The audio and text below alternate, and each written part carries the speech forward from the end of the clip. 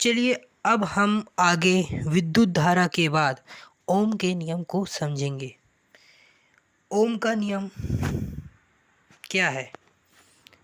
सबसे पहले देख लेते हैं कौन है ओम। ये है जॉर्ज साइमन ओम, जिन्होंने अपना नियम दिया है।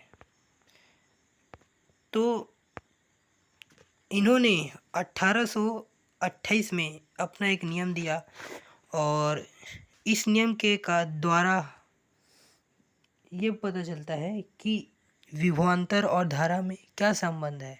ठीक है, उनके मध्य संबंध को स्थापित इन्होंने किया। तो ये क्या कहते हैं, इनका जो नियम है वो कहता है कि चालक की भौतिक अवस्था में अगर हम परिवर्तन न करें तो चालक के सिरों के बीच जो विभवांतर होता है उसका मान धारा के, उसमें जो बहने वाली जो धारा होती है उसके अनुक्रमानुपाती होता है।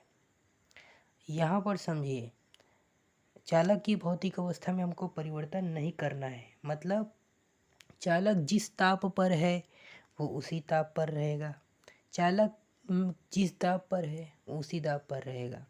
उसके न दाब में, ताप में और भी जो भी है उसकी जो ठोस अवस्था में तो ठोस अवस्था में ही रहेगा। तो उसकी भौतिक अवस्थाएं जो भी है उसमें कभी भी परिवर्तन नहीं होना चाहिए। ठीक है, तब इस स्थिति में पहले से कह दिया है ना कि भौतिक अवस्था में परिवर्तन नहीं होना चाहिए।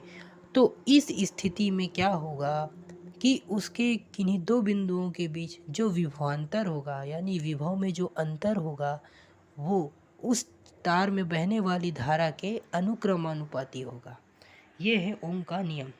अब देखो यहाँ पर जब समानुपाती का चिन्ह जब हटाते हैं तो बराबर जब लगता है तो एक कांस्टेंट जुड़ जाता है, यानी नियतांक जुड़ता है, जिसको हम कहते हैं आर। आर क्या है? प्रतिरोध है। अब ये प्रतिरोध क्या है?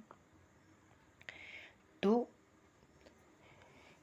प्रतिरोध जो होता है वो चालक का एक विशेष गुण होता है, जो चालक तार है उसका विशेष गुण है।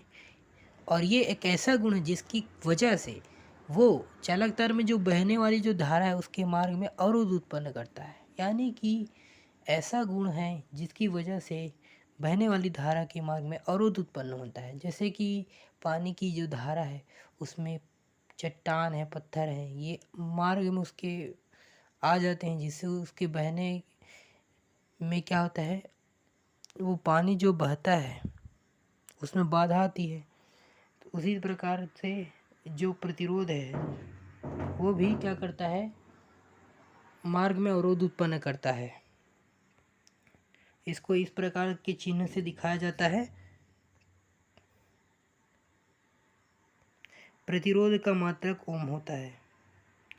ठीक है, प्रतिरोध का मात्रक क्या है? ओम है।